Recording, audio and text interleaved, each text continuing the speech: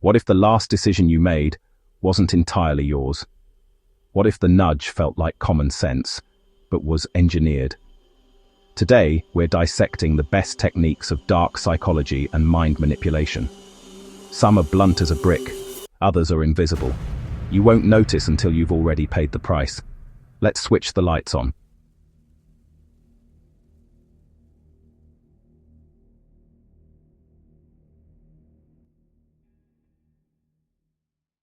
We'll cover overt methods and the subtle ones that slip right past you: lies and half-truths, denial, avoidance, generalizations, victim play, fear induction, insecurity loops, door in the face, foot in the door, the yes set, linguistic presuppositions and binds, reverse psychology and negative hidden commands, anchoring, blackmail, love bombing, positive reinforcement, gaslighting, the long con, covert deception and illusions, the big build-up, put-downs, leading questions, online grooming, and financial obligations.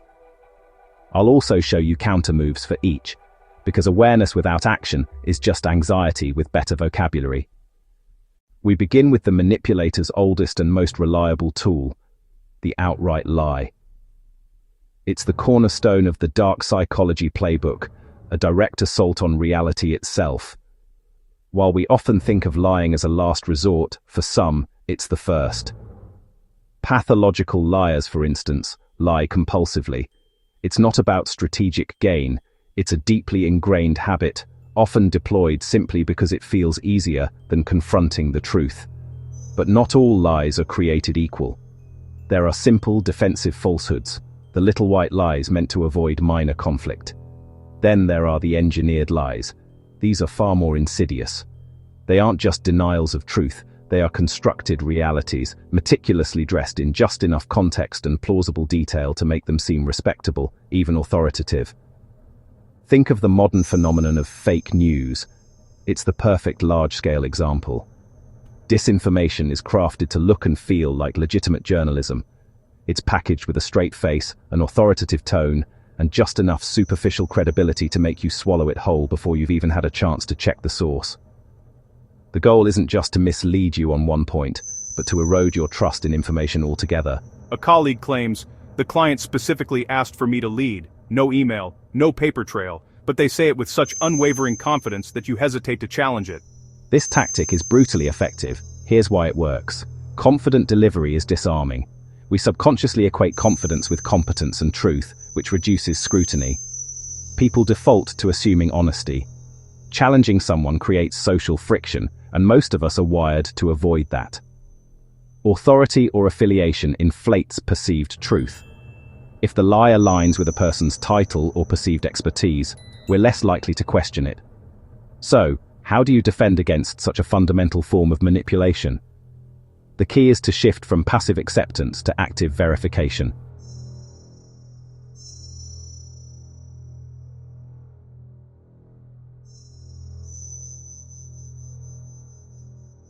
First, trust your intuition. If a claim feels off, give that feeling weight. Second, ask for specifics and verification.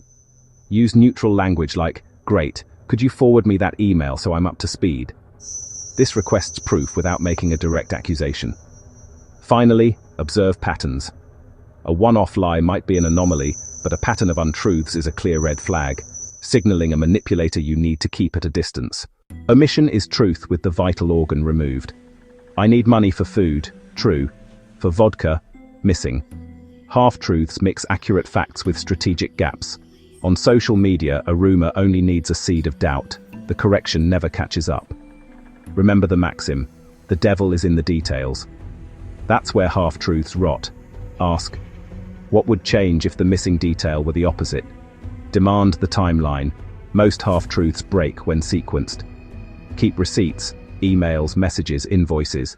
Paper beats patter. Denial dodges accountability and plants doubt. That never happened. You misremember. Prove it. In trials, it's not about innocence, it's about reasonable doubt. Defenses. Define standards before disputes. If X happens, we log it like this. After an incident, write a contemporaneous note and share it. If you're the decision maker, ask for independent corroboration. Avoidance is a soft fog, long words, new tangents, and suddenly you're nowhere near the question. If a reply needs a map and a packed lunch, you've just been diverted. I'm parking that. Answer this first. Use the broken record. Calmly repeat the question verbatim. Time limit responses. Give me the 20-second answer. Blanket statements. All men, all women. Create enemies and short-circuit nuance. It's divide and conquer in a sentence. Defenses. Demand specifics. Time, place, person, evidence. Spot, base, rate, neglect. Anecdotes, patterns. Victimhood manipulates through guilt and obligation. It draws attention, resources, and immunity from challenge. Feeling sorry for someone doesn't oblige you to surrender boundaries. Empathy with limits. I'm sorry you're struggling. Here's what I can do. Watch for pattern. Crises reappear right when boundaries do. Replace guilt with criteria. You help when X and Y are met. Fear bypasses reason. News cycles, politics, and even parenting use it. A whisper of danger and we comply. Ask, what's the base rate of this risk? What's the incentive for the messenger if I'm scared? Reduce exposure to fear loops. Doom-scrolling detox, scheduled news. Relentless micro-critiques erode confidence until you outsource judgment to the critic. Externalize standards, job scorecards, rubrics. Meta-ask critics, what's your success metric? When would you say this is good enough? Track compliments versus critiques. If it's 100.0, it's control, not coaching. Not, start with an outrageous ask. The second ask feels modest by comparison. Your no to the first primes a yes to the second. Judge requests on absolute merit, not relative contrast. I'll decide later and compare alternatives. Remove immediacy. Start small, escalate. Trust credits accumulate until the big withdrawal. Loan $20, repaid. Loan $200, repaid. Loan $2,000, gone. Cap exposure. My lending limit is X, regardless of history. Beware consistency pressure. Past yeses don't oblige future ones. Stack a series of harmless yeses so the next yes slides through. It's micro-conditioning. Interrupt the cadence. Before we continue, what's the actual request? Insert a deliberate no to reset your frame. Commands disguised as questions. Can you turn off the light? It's not about capability. Binds give fake choices. Will you tell me now or after lunch? Either way, you're telling. It's the illusion of alternatives. Choose your route, same destination. Defenses. Name the presupposition. I'm not agreeing to the premise. Offer third options or decline the frame altogether. Tell someone, don't. They picture it first. The unconscious doesn't process negation cleanly. Examples. Don't worry. Don't be offended. Don't think of a pink elephant. You just did. Workplace case. Ban overtime to protect well-being. Hire temps. Staff now demand overtime to defend territory. Defenses. Translate negatives into clear positives. Focus on X. When you hear a negative command, paraphrase it back as a positive to neutralize the implant. Anchoring ties emotions to cues. Pavlov had bells. Marketers have jingles, logos, and $9.99. Write a name on a cup, and the cheap coffee feels personal. Value inflates. Negotiation note. First numbers set the reference. The first mover often frames the entire deal. Bring your own anchor to the table. Compare across markets, not within a staged menu. Ask, what would this cost if it had no brand? Blackmail weaponizes information. Extortion weaponizes harm. In both, compliance buys temporary relief. Don't negotiate alone. Involve legal, HR, law enforcement. Reduce single points of failure. Never centralize sensitive control with one person. If safe, disclose proactively to remove leverage.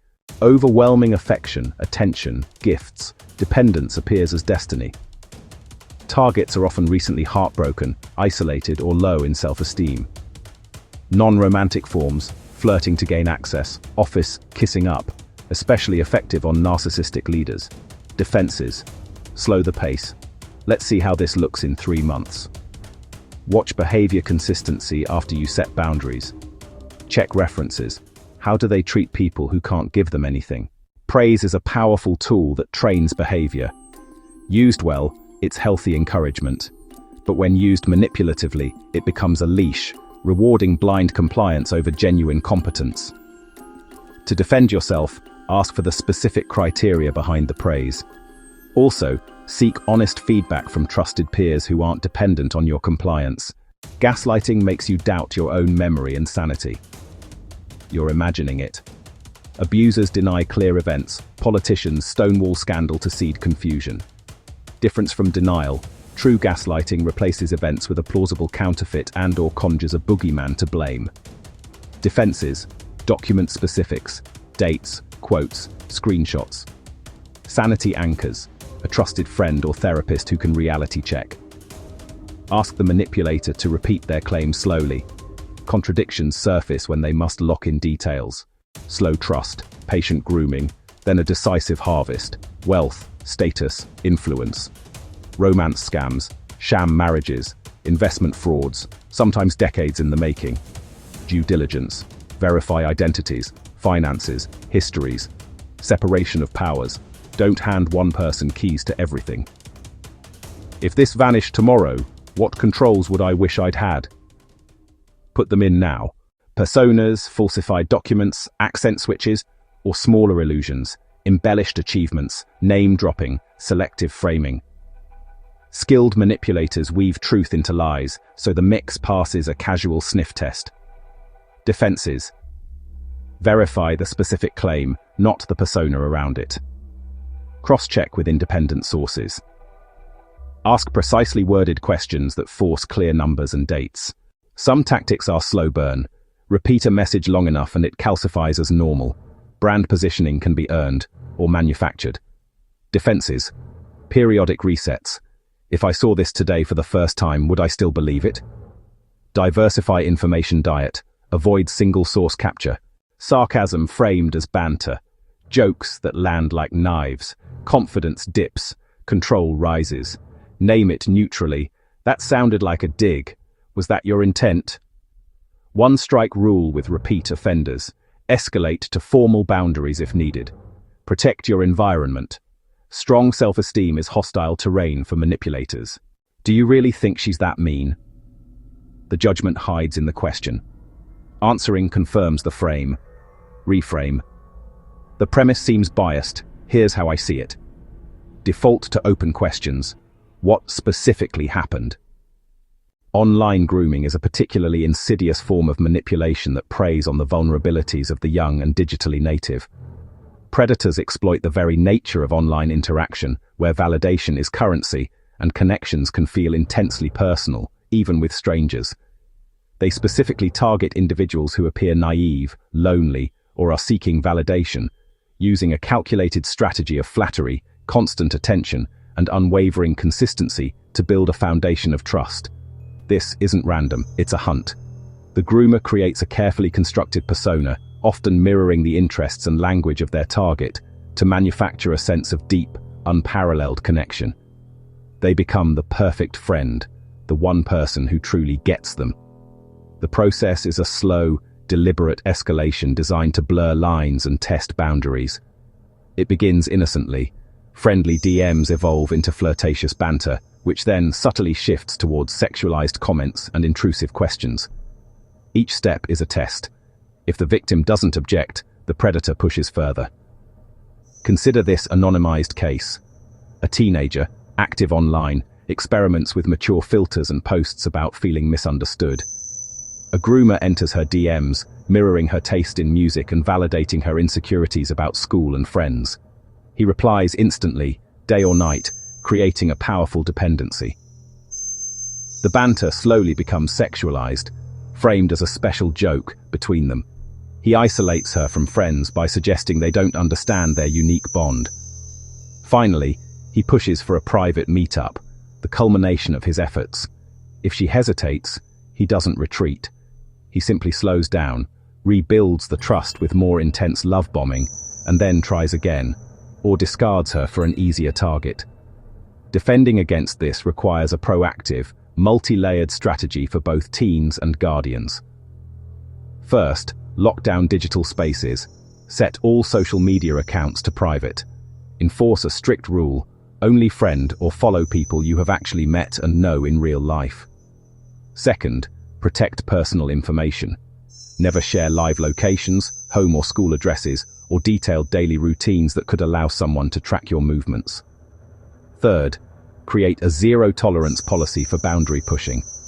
Any comment that feels weird, inappropriate, or too personal should be screenshotted and reported immediately to a trusted adult. This is non-negotiable. Finally, any request to meet is an instant and absolute no, unless it is thoroughly vetted by a parent or guardian and occurs in a public place with supervision. For schools, the education must evolve beyond stranger danger to include regular, detailed workshops on recognizing the specific subtle patterns of online grooming. Cults, toxic co-ops, and bad bosses manufacture economic dependence. Phase 1. Late salaries. Personal favor, advances you owe gratitude for. Phase 2. Work partner status replacing pay with ideology. Dissenters isolated. Defenses. Hard red lines. 2 missed pay slips. Formal action. Don't convert owed wages into equity without independent legal advice. Build exit ramps, emergency fund, network, written records. Slow it down. Urgency is a lever. Remove it. Ask for evidence. Show me. Name the tactic. Calling it out collapses it. Boundary scripts. That doesn't work for me. I'm not agreeing to that frame. Document everything. Dates, times, screenshots. Escalate wisely. Bring neutral third parties. Audit your inputs. Curate news and feeds. Reduce fear cycles. Protect the young. Teach patterns, not just rules.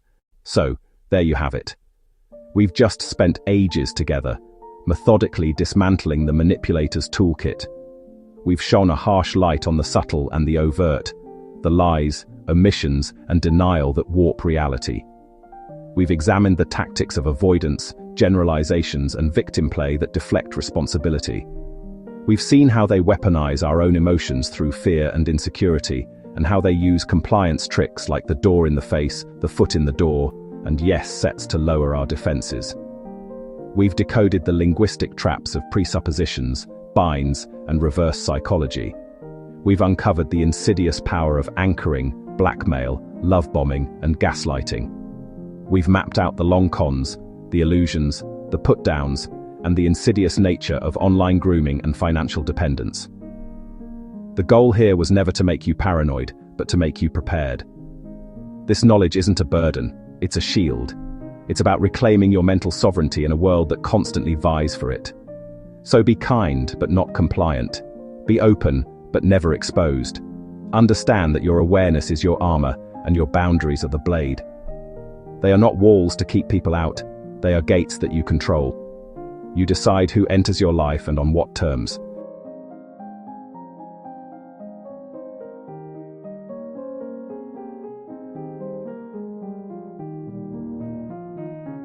If anyone tells you this video was too long or overly analytical, ask yourself who benefits from you not finishing it, who profits from your ignorance.